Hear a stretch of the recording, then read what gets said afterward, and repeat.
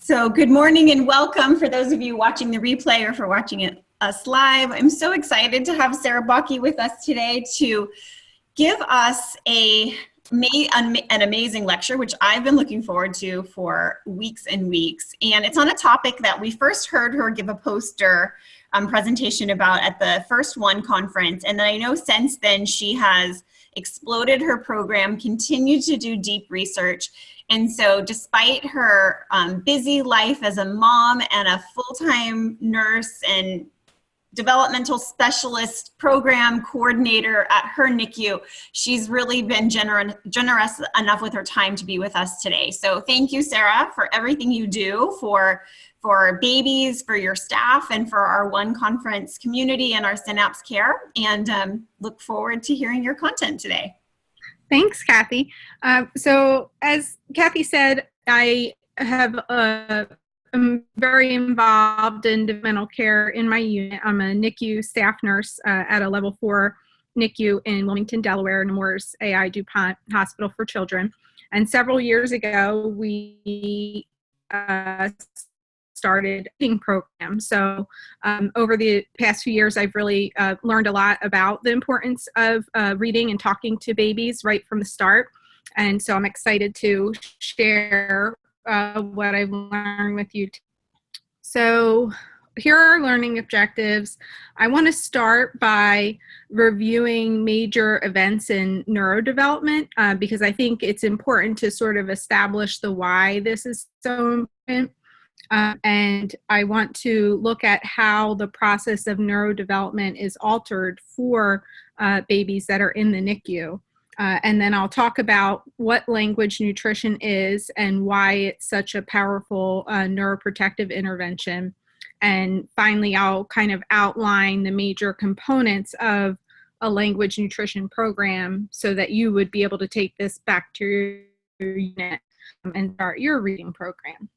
So really, the neurodevelopment of the premature neonate is a very interconnected process. So there is rudimentary neurologic development that occurs very early in the first trimester and progresses to very complex organization at term gestation. We've all heard Kathy say, you know, at term, the neonate's brain will form over 100 billion neurons and trillions of synaptic connections. So as we look at that in more detail, I want you to think about the role that both DNA and environment play in this process of development. So I have here a quote from a 2010 article by Joan Stiles and Terry Jernigan, who are researchers at the University of California Center for Human Development.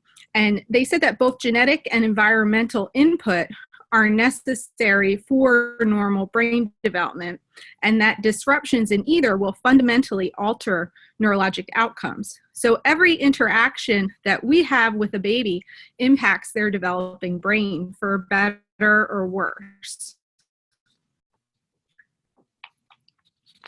So here we have fetal brain development. So the most obvious changes that are happening in the fetal brain are structural. But dramatic things are happening too at the cellular level. So for a moment, I want to just focus our attention on that.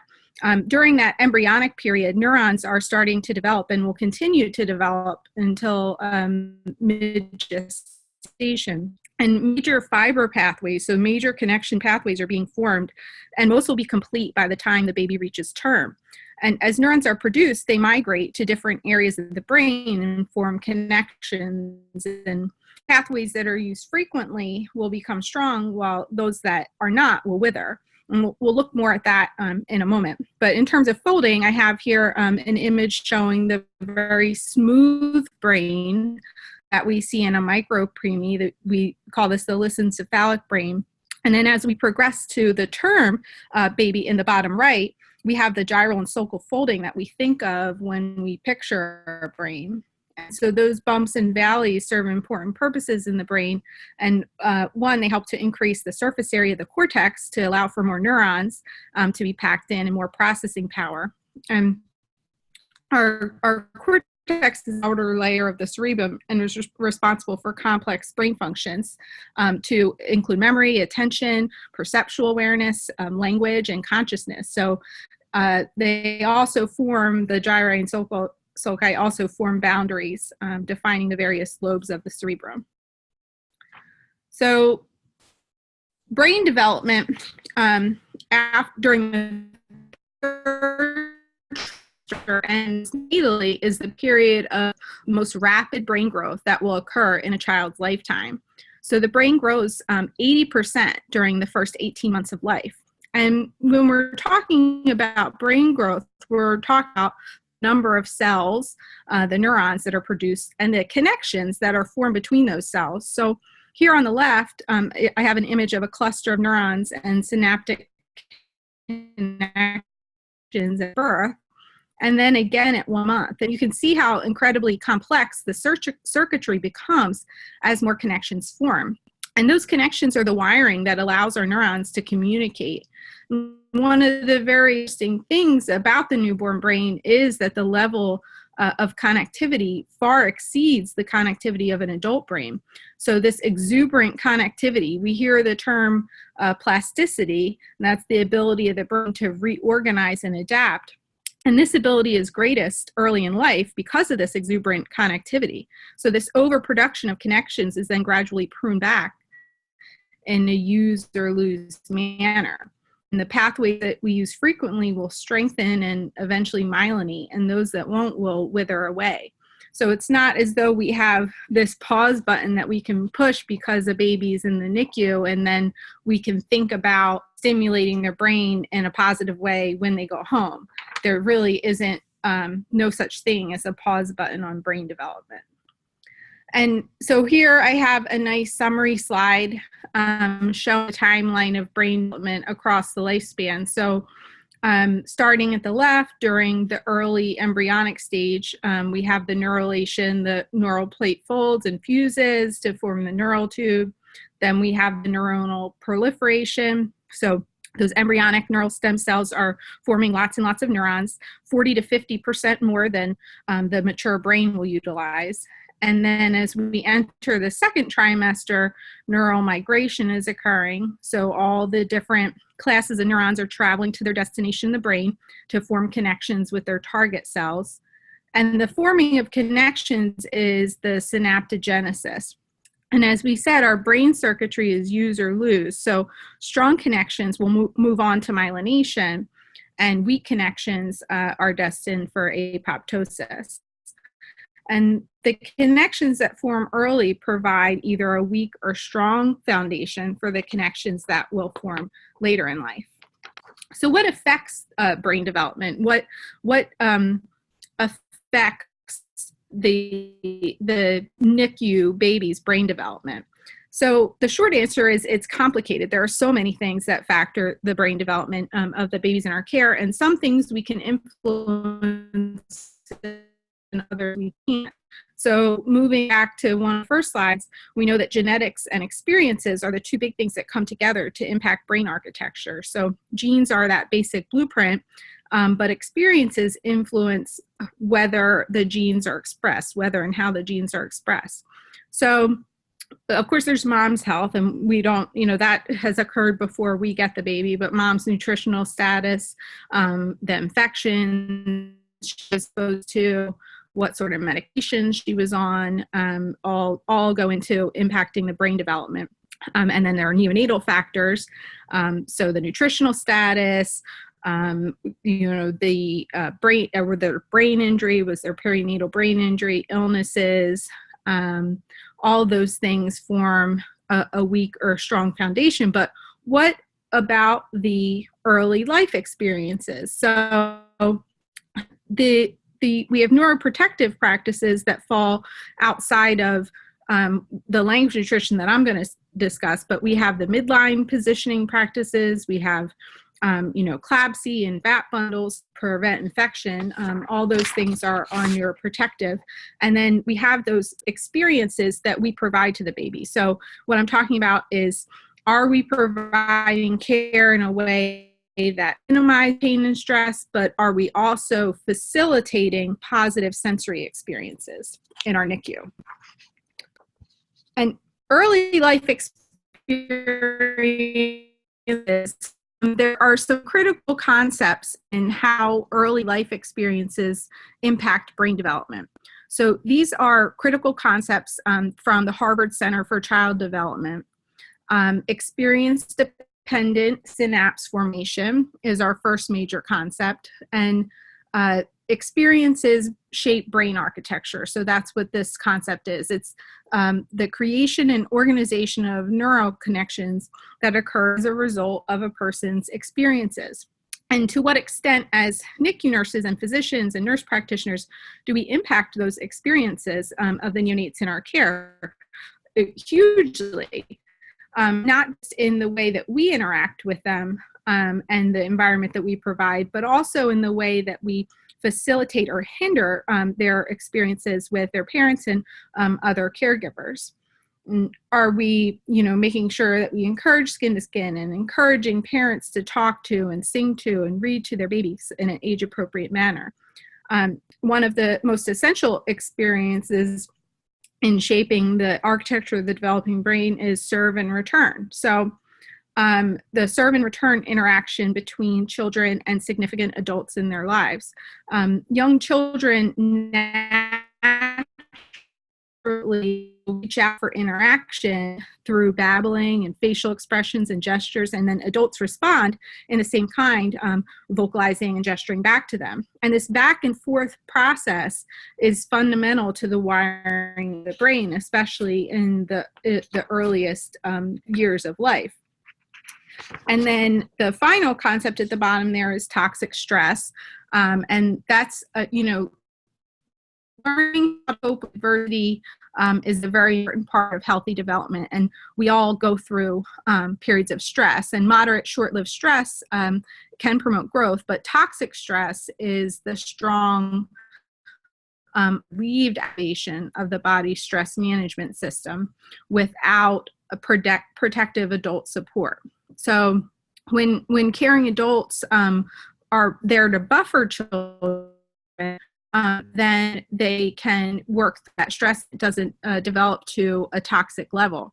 And a lot of what you hear about toxic stress is meaning small children that are living in, abuse or neglect situations, but it's not just about children. This is relevant in infancy as well, because the HPA axis, that hypopituitary adrenal axis, is really an axis that is formed very early in gestation. So even for the extremely premature, hormone activity in the HPA axis can be detected between 8 and 12 weeks of gestation.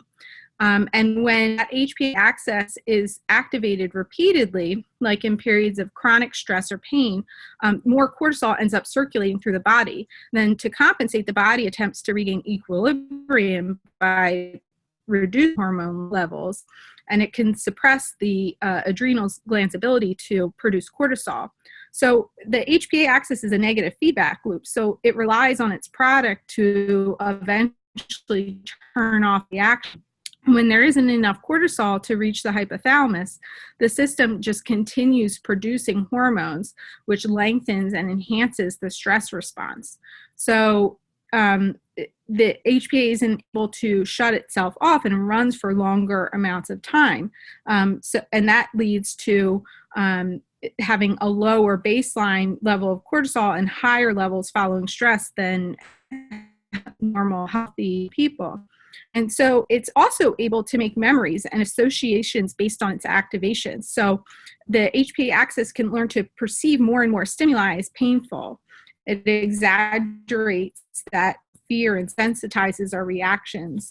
So the babies absolutely are forming, have an active HPA axis when they're in our NICU. So now I'm going to hopefully play these few videos from the Harvard Center for Child Development.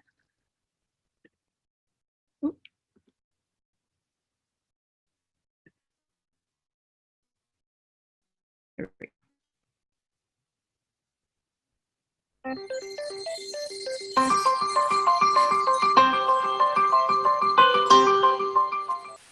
A child's experience during the earliest years of life have a lasting impact on the architecture of the developing brain.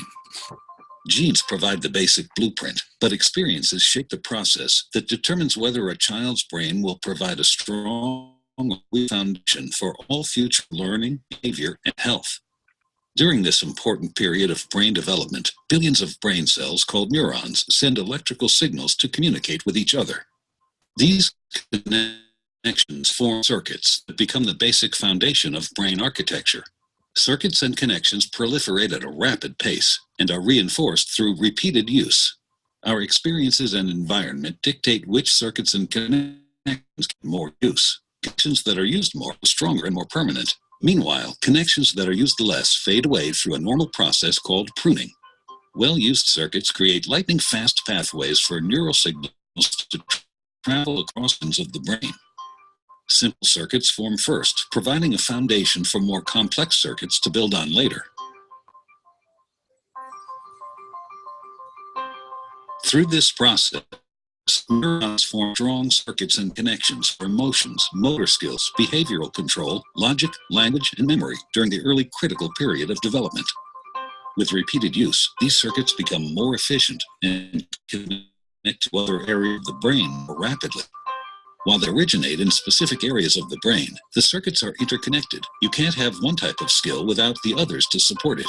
Like building a house, everything is connected, and what comes first forms a foundation for all that comes later. Okay, and then our next is the serve and return.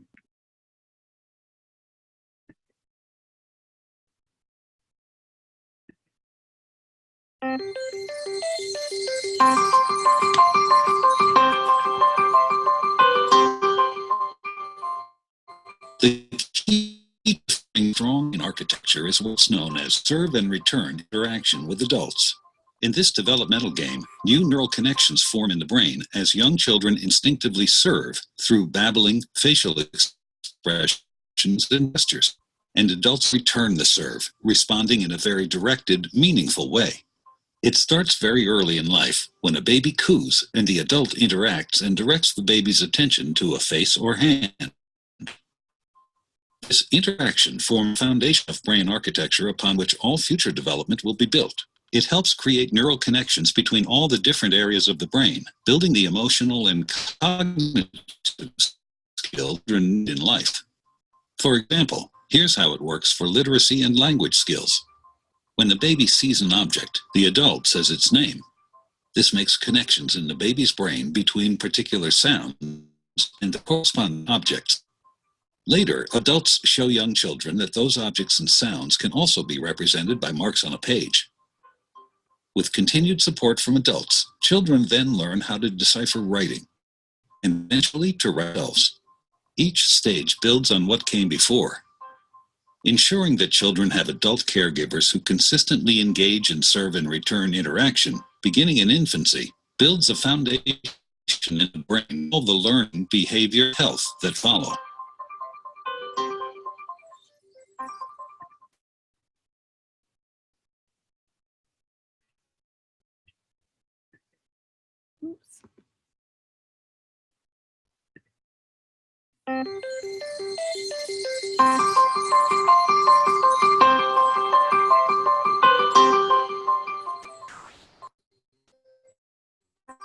Learning to deal with stress is an important part of healthy development. When experiencing stress, the stress response system is activated. The body and brain go on alert. There's an adrenaline rush, increased heart rate, and increased stress hormone levels. When the stress is relieved after a short time, or a young child receives support from caring adults, the stress response winds down and the body quickly returns to normal. Severe situations, such as ongoing abuse and neglect, where there is no caring adult to act as a buffer against the stress response stays activated. Even when there is no apparent physical harm, the extended response from adults can activate the stress response system. Constant activation of the stress response overloads developing systems, with serious, lifelong consequences for the child. This is known as toxic stress.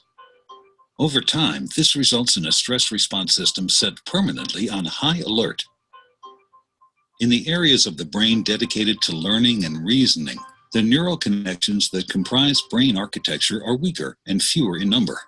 Science shows that the prolonged activation of stress hormones in early childhood can actually reduce neural connections in these important areas of the brain at just the time when they should be growing new ones.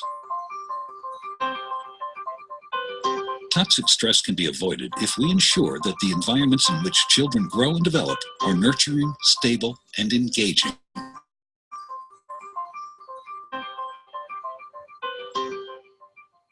Okay, so those are our three critical concepts, and they really, for me, drive home the importance of really fostering positive experiences. There are so many things that we need to do with these babies that are negative experiences. And if we can buffer that with positive experience through interventions like language nutrition, then hopefully we can help put them on a trajectory towards reaching their optimal level of brain development. So we've discussed how rapidly the brain grows in the third trimester and early in life, and understanding that that growth means connections, that permanent circuitry that's forming a foundation for their long-term development.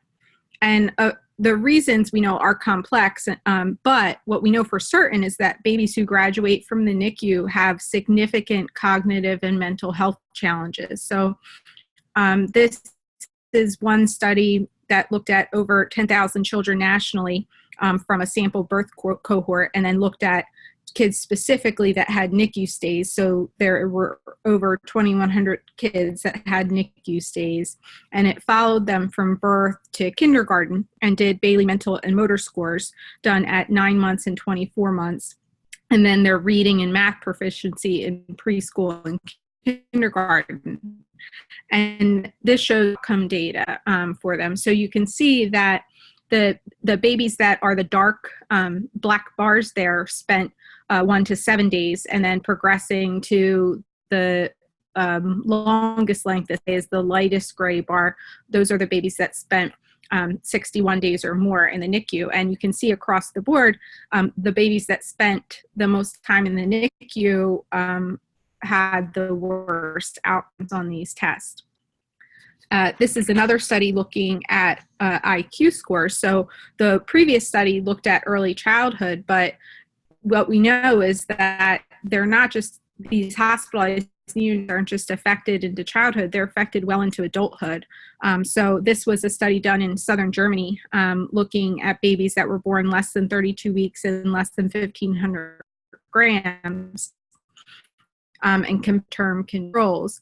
And so this is IQ scores at 26 years of age. So the term controls are the blue and the preemies are the red. And you can see that across all categories, the preemies scored lower. Psychiatric disorders, so not just looking at their academic ability, but also their psychiatric well-being. This looked at 26 weekers who went home from the NICU, and this is a little confusing because now we're flip-flopping the blue and the red. But this is looking at the incidence of autism spectrum disorders, emotional and conduct disorders, ADHD, at 11 years old. So the term controls are now shown here in red, and the preterm are shown in blue. And you can see that a considerable number of the preterm infants had a psychiatric diagnosis, as many as 25% compared to less than 10% of their term controls. And specifically, autism spectrum disorder, there's a graph showing the social communication questionnaire scores of children who were born extremely preterm compared to their term classmates. So scores past this first dotted line is the threshold for autism. So we're talking autism spectrum, and then scores past the second dotted line is an autism diagnosis. So you can see that past that second line, it's all the extremely preterm. They're 6 times more likely to have autism spectrum disorder than their term counterparts based on this data. So my last little bit of research might not seem related at all, but bear with me. So this is a study that looked at orphanage children in Romania and Britain. And these children were placed in orphanages at birth and experienced harsh conditions with very little attention from caregivers. And they developed what is termed institutionalization syndrome, which is characterized by growth delays, neurobehavioral alterations, low IQ scores, attachment disorders, and impaired language development. So children adopted from Romanian orphanages before 6 months of age are pictured on the left here, showed dramatic cognitive and physical gains. Those adopted later, after 6 months, showed serious intellectual deficits. So the chronic stress of early deprived orphanage rearing disrupts the brain's ability to manage stress. Now, I'm not suggesting that our care is equivalent to neglect. However, our patients are experiencing separation and a lack of positive sensory experiences. And what this research shows us is that early attention to providing those positive experiences can largely impact long-term development. So I know that a lot of people think, that there's sort of a hopelessness that these babies are just doomed to have poor outcomes. They're sick, they're premature. I really try to challenge myself and challenge others to think differently, that what we do matters, and that the babies that we care for, their brain development is truly in our hands, and the quality of neuroprotective interventions that we provide and that we can foster for them matters for them now and for a lifetime. And so one of the bits of research that I came across when developing our program was looking specifically at auditory exposure. So this, I'm going to skip ahead a little bit on this. Or not.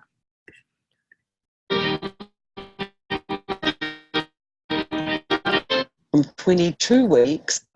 So this is going to be Dr. Terry Inder, and she's a well-known neonatologist, and she's going to look at studies that talk about open bay and private room NICUs. And what she found in her research is that the infants in private room NICUs who don't have regular parental visitation spend a long time, a large part of their in total silence, and had worse outcomes at follow-up than those in open bay.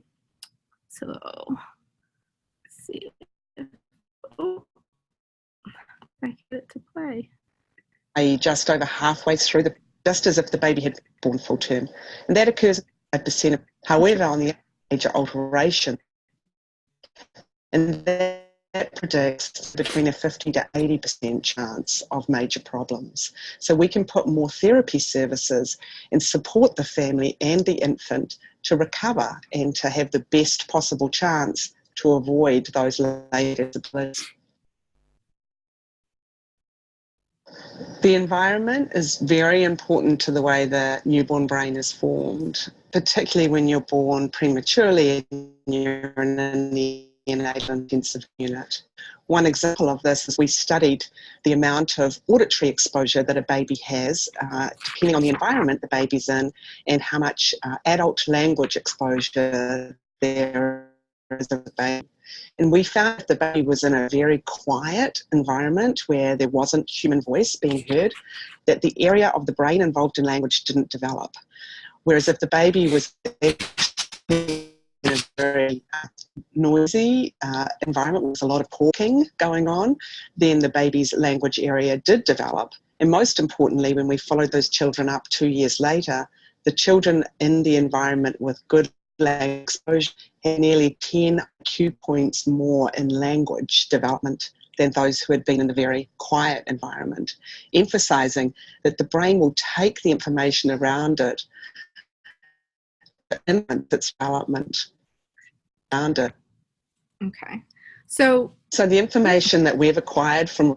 Sorry, I only wanted to show a part of the video.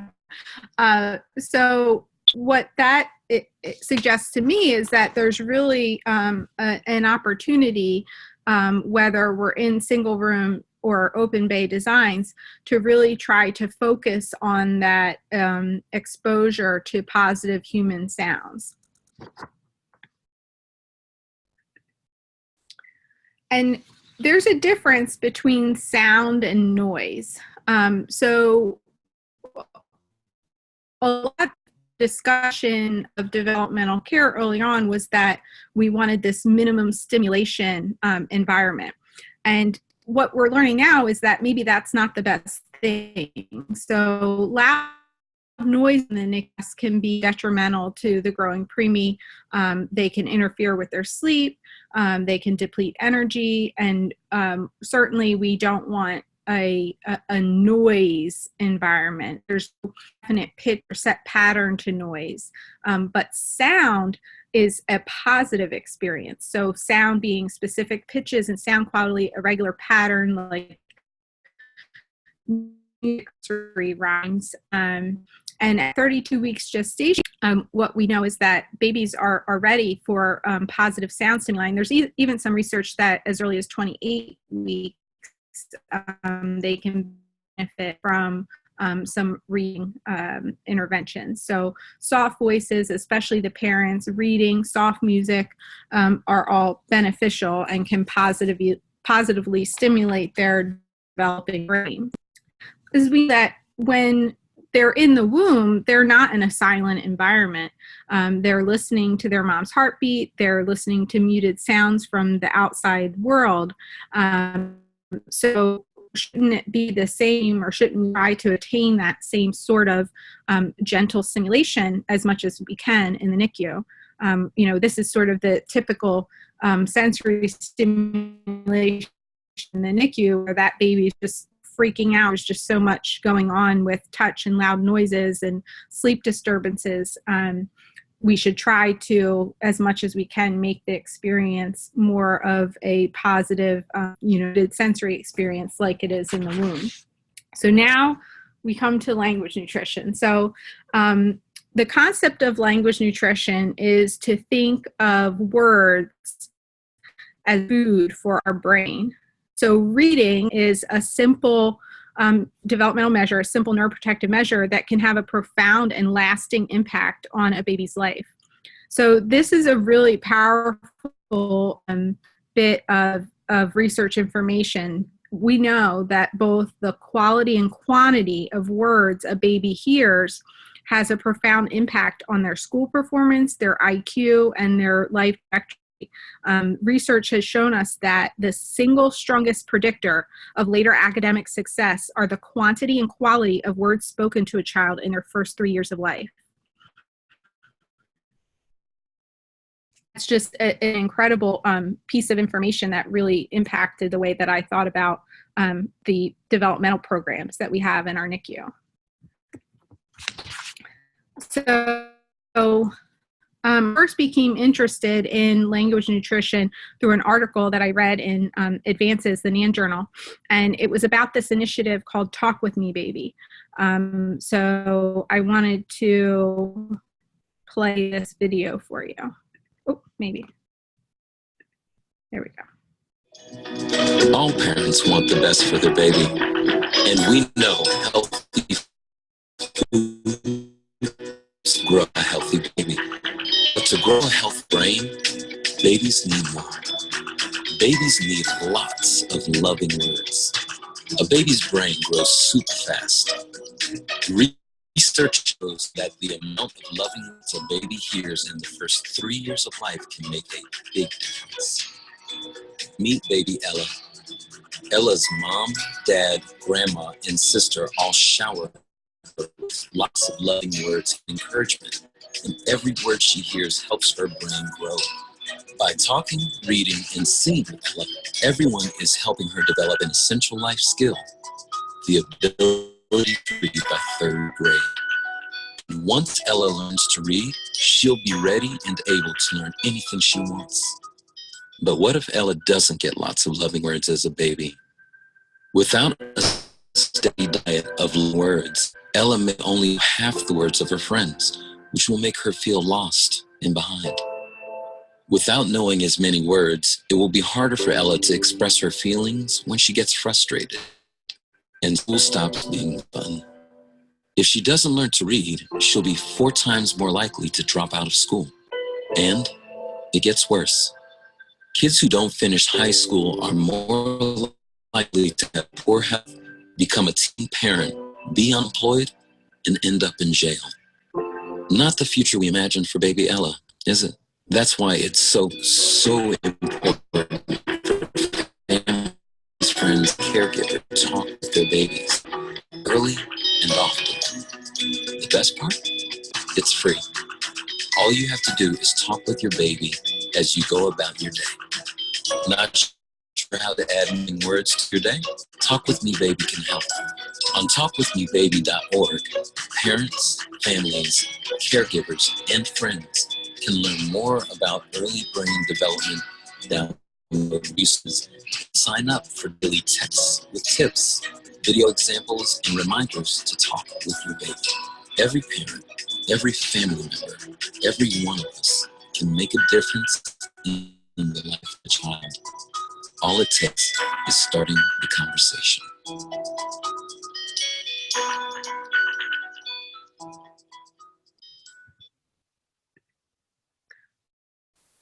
So a very simple but a very powerful concept that words can make that much of a difference in a child's life. And central to the Talk With Me Baby initiative is this 30 million word gap. So this is based on research that looked at language exposure relative to income level.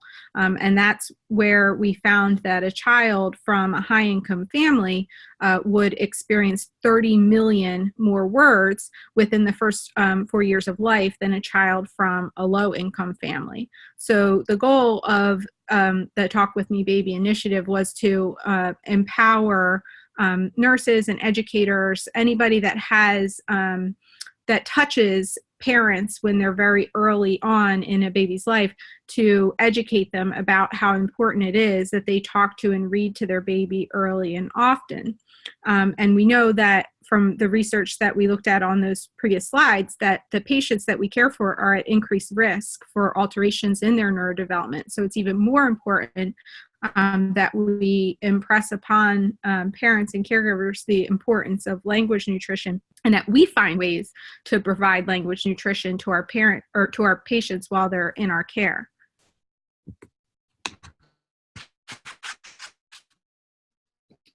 So there's a pretty simple implementation. So this is a powerful concept that has a pretty simple implementation.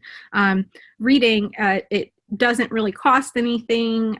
And there are a lot of ways that we can implement these programs in our unit in a very stress-free manner for nurses. So the critical elements to start a language nutrition program are readers, right?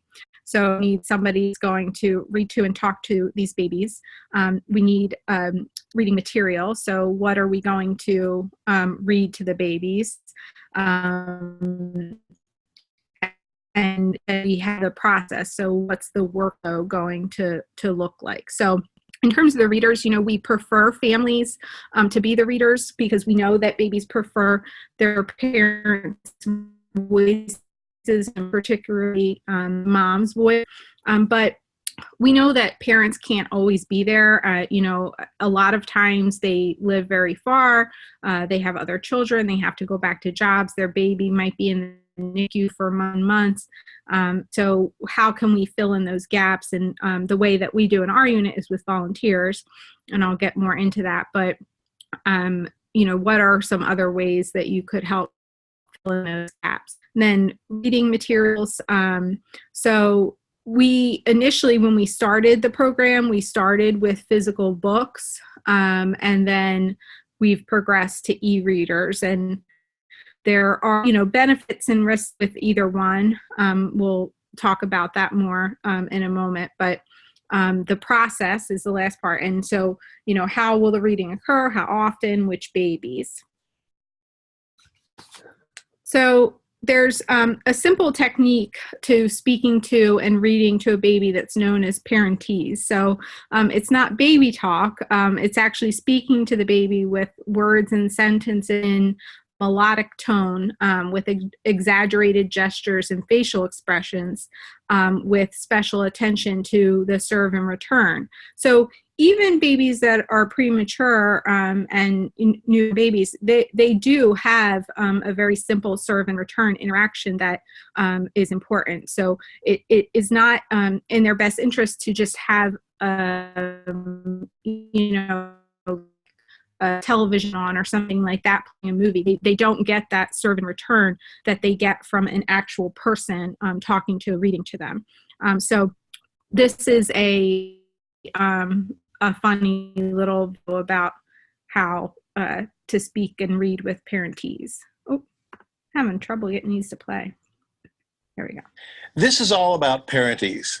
Nobody on the planet takes a look at a baby and talks to them like a New York taxi cab driver. Hey, forget about it. Stop the crying over there. Instead, if a baby is talked to like that, they'll move around and they're going. Parents, why parents talk to them in something we call parentese. Parentese is characterized by 3 responses. Number 1, long vowel sounds. Yes, you. Short, clipped consonant sound. And boost it way, way high. Yeah, now put them all together.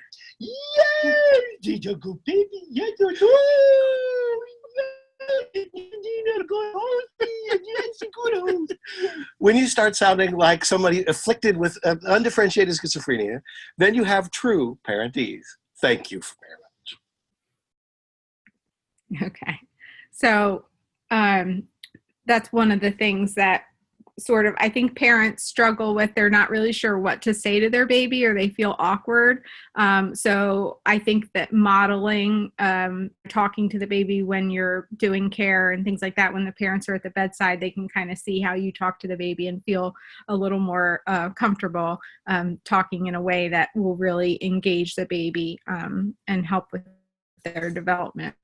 So one of the things that was really important from the beginning of implementing our program, because we used volunteers, was that I wanted them to understand and recognize stress and engagement cues. And of course, it's important for parents as well. So this is actually taken from Marcia Dine's curriculum that's freely available on their website.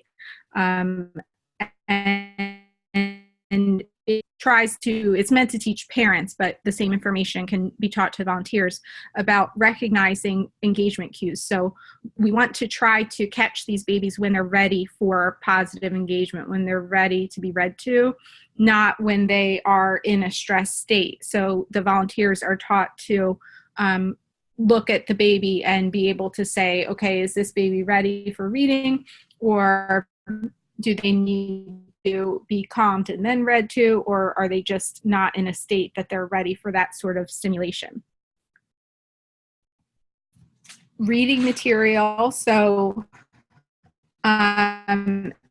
it's interesting that I would say that a lot of parents aren't really sure what to read to their babies. And I think if they want to read them Harry Potter, then by all means, I would rather them be reading something than nothing at all.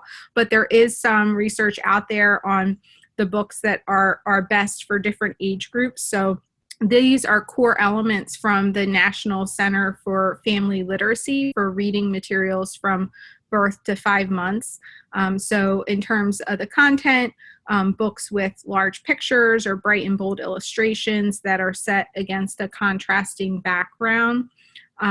Language, babies really like to have wordless picture books that you're just explaining what you're seeing, or books that have single word or simple phrases or short sentences. So it's nursery rhymes and verse books are really good because they like that sort of rhythmic language. And design, so, you know, at home they can have whatever sort of they want. On parts of soft pages, that's fine. In the NICU, it's a little more important to have if we're going to use books, to have hard books that you can wipe down for infection control. But at home, it doesn't make a difference. If they want soft page, that's fine. Reading aloud, the babies really want, attention. They want to know that you're engaged with them. So reading to them, reciting rhymes, songs that you can remember by heart, they really like that predictability of hearing the same rhythm and the same cadence. So infection control. One of the main elements of a reading program in a NICU, and especially when you're using volunteers, is infection control. So it's one thing with parents, if your reading program is going to engage parents as readers, that, they're generally not, visiting a bunch of babies in your unit. They're just going to go visit their baby. But when you have volunteers, they're going to do reading rounds. So our volunteers go from room to room to round on these patients that they're reading to. And it's really important that they understand the importance of infection control. And one of the main things that we were concerned with were the books. So we launched with physical board books. But our hospital infection control really, from the beginning, wanted us to move to e-readers. So they are safer e-readers from an infection prevention standpoint, but there are some negatives to consider. So one, we know that high levels of screen luminance can cause visual fatigue and decrease melatonin levels. So those are adult studies, but the conclusion can be drawn that the same is true for babies, so they shouldn't be exposed to that screen luminance because it can impact their sleep quality, which we know is so important for our NICU babies. The e-readers really aren't great for the environment either. They're made of really rare and highly toxic metals, so there is an environmental impact with them. And then there's also some research that about EMF exposure, so that these tablets give off these EMF emissions, electromagnetic field emissions, and animal studies that have looked at cell phones, like placing it on top of the cage of a pregnant mouse, and studying the behavior in the newborn mouse, found that newborn mouse have decreased memory and hyperactivity. So, probably there are some negatives, like I said, with either implementation, but if this was the way that infection control was going to let us run this program, then we opted to go with the e-readers in the end. So developing the workflow. So I'll sort of explain how the volunteers operate in our unit, and then just talk about some general concepts for implementation. So this is a volunteer-run program in my hospital, Baby Bookworms. So these volunteers, they are trained on just general infection prevention and then on language nutrition. So they go through a training session with me, a webinar that they learn about language nutrition and what they're doing and why it's so important, and also stress and engagement cues, and just general NICU safety. And then they go on these reading rounds with a shadow. So they shadow a reader, and they come to the front of the unit, they scrub, they get a census from the unit clerk, and there on the census is indicated who is eligible for reading rounds. So our charge nurse at the beginning of each shift sort of marks off on that census for the clerk who is eligible, and define eligibility as anybody that is 32 weeks and above and medically stable. So then the volunteer takes that census, and then they go room to room and they check in with the nurse and say, hey, is baby Smith available for reading today? And then the nurse either says yes or no, and then they figure out if the baby's awake and ready to be read to. And then if they're not, they, sleep cycles are short for babies, so they'll just sort of go to the next baby and then come back and see if they're available the next time around. And they do that several times a day. So there's sort of like a morning, an afternoon, and an evening shift that make these reading rounds. So when you're developing your workflow and training program, I encourage you to start small. So, and that really applies to any change process. So small tests of change are more sustainable and more achievable than trying to design a complete program from top to bottom and launching it unit-wide. So, you know, figure out who your readers will be and start with one person, one parent or volunteer who can do practice reading rounds.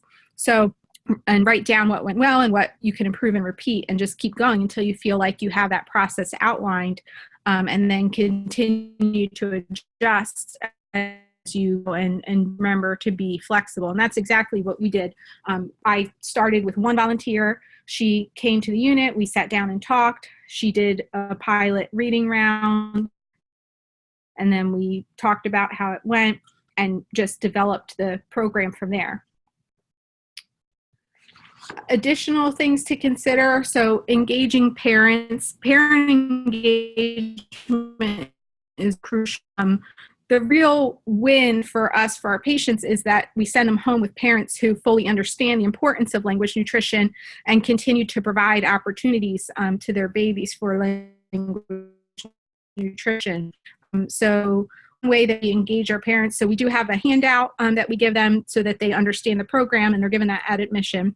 They also have a reading log. So when the readers come around to do their reading rounds, they'll write little notes about what books they read that day to the baby. And the parents really love, you know, seeing that their baby's being read to when they're not there. It makes them feel, I think gives them a sense of calm, or, you know, they feel like, okay, somebody is paying attention to my baby, reading to my baby, even though I can't be there.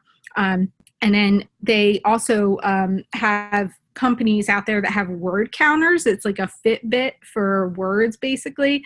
We haven't gotten these, but they are out there on the market that you can buy these word counters, and they actually have like a parent dashboard that they could look at on their smartphone for keeping track of how many words their baby heard that day.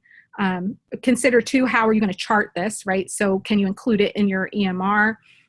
We have a flow sheet where we chart developmental interventions, and language nutrition is a choice on there. So the nurses can chart when the baby got language nutrition. And then developmental follow-up. So if you have access in EMR to be able to say, okay, they got language nutrition, then can you look at those babies that follow up and sort of say, you know, the babies that were active in this program, their Bailey scores are better than the babies before we started this program. So like I said, we're 3 years into this. So that's something that we're starting to talk about, to go back and look to be able to do those chart audits. And is the end of my presentation. So really, I think just impressing upon you the importance of starting with something small, and really just something as small as reading can really have a huge impact for our patients. That's all I have. Thank you, thank you, thank you. Sarah, that was really amazing. And I thought there were just so many little profound moments. The literacy and social implications. I'm just going to wait while people are asking questions. People are asking, is there recording? They want to share it. So yes, we'll make sure we post the recording for those of you who missed it. So one of the things, and I think you mentioned it earlier, but there's a question from Anne, really talking about that difference between sound and noise, and specifically the IV pumps. Yes. Yeah. And how did you stop the hourly beeps, and what do you do in the NICU for alarm fatigue? Yeah, so I think that is a huge problem, and it's one that we really haven't solved in our unit. I think that it's the IV pumps, you know, there is some volume control that we can have on them, but we have started to talk about, are there ways that we can make the alarms more of a visual versus sound, but there are so many safety implications with that that's not really something that we have a great answer for. And I don't know what it is like. Ours is a single room, so it's really hard when you're in the hallway, even with the pump alarms going off. It still is hard to know which room it's coming from. Often you'll see nurses sort of like walking up and down the hallway, listening at each door, trying to figure out where the noise is coming from. Exactly. So yeah, that is a problem for sure. I think someone needs to invent something. Yeah, like just like a remote acknowledge or something. Yeah. I hope that answered your question. A few people are asking about all your different video links. Do you think we could create a second reference page that maybe has all those videos on one page? Yes. I think somebody wants to put it on their CC TV and things. Yeah. Awesome.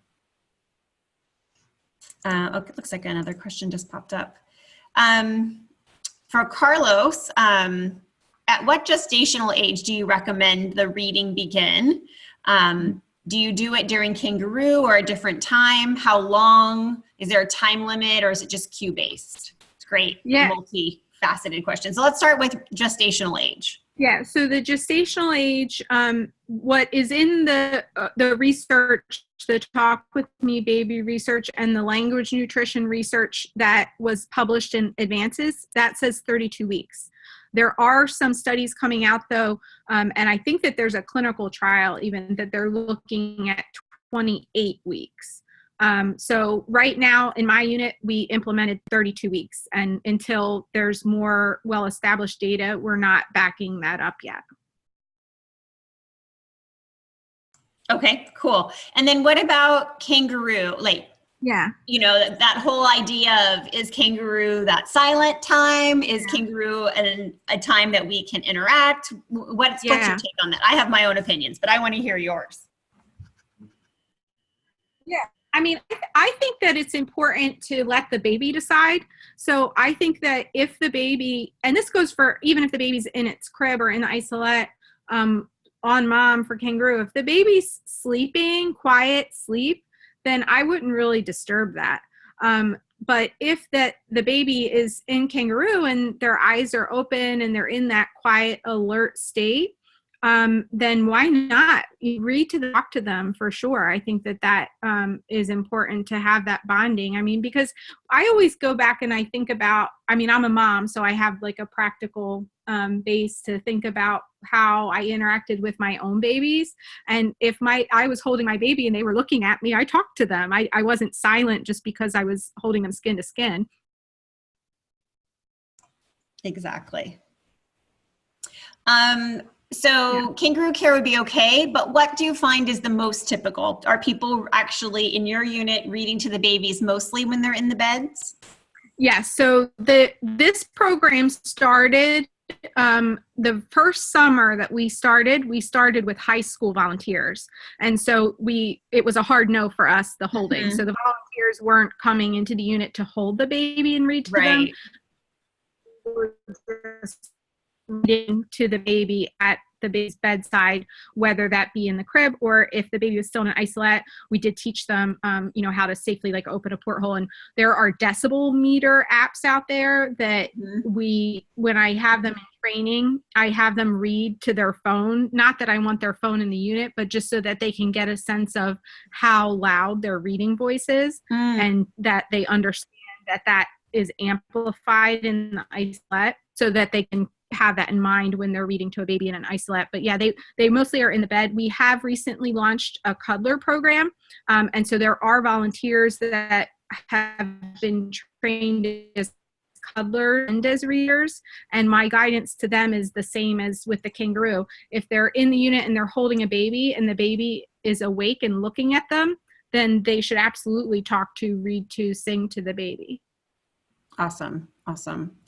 And then just to reemphasize, how long is just infant driven and infant paced, or do you just read the same book 10 times over if they're staying awake and engaged? What is that? Do you have a time limit?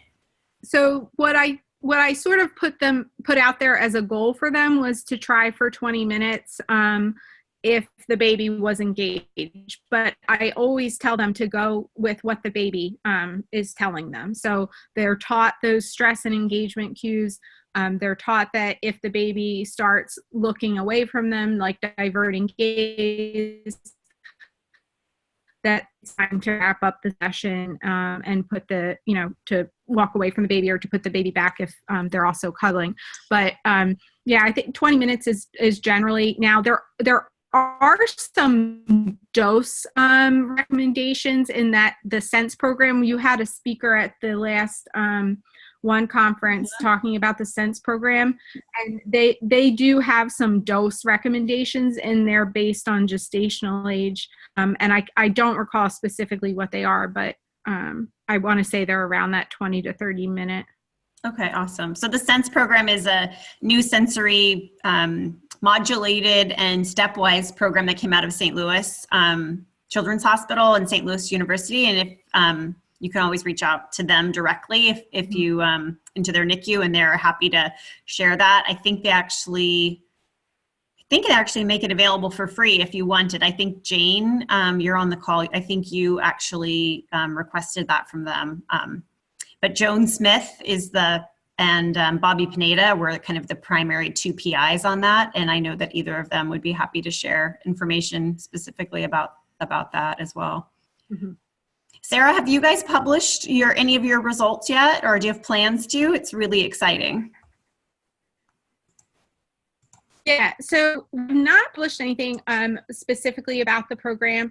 It's hard because we don't have specific data, so we can start doing the chart audits to go back and pull and look at the developmental outcomes, because we do have a follow-up clinic, and we have kind of started to talk. Lynn Bain, of course, runs our follow-up clinic now, so she and I have kind of talked about what we could do with that, and I really would like to do something with the word counters, because I think that it would be interesting to look at that, because that gives like a quantitative piece of information to the parents if they're looking at this dashboard and they see you can set targets for the daily amount of words that the baby should get, and then would that increase visitation if they saw that and had that incentive to be a part of getting our baby to their word target for the day. I think that would be interesting to look at.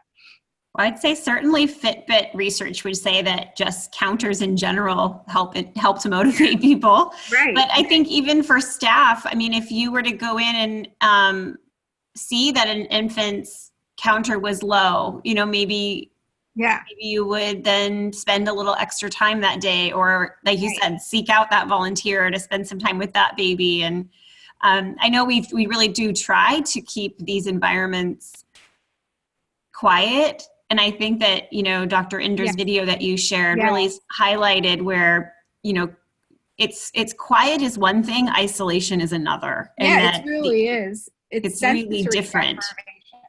Yeah. And that we can do so many little things like this that make such a big impact. It's really, really impressive with just everything you've done and just the inspiration. I know you've really inspired many NICUs to really embark on this through your talks and through your work. So how many NICUs do you think are now doing programs like this?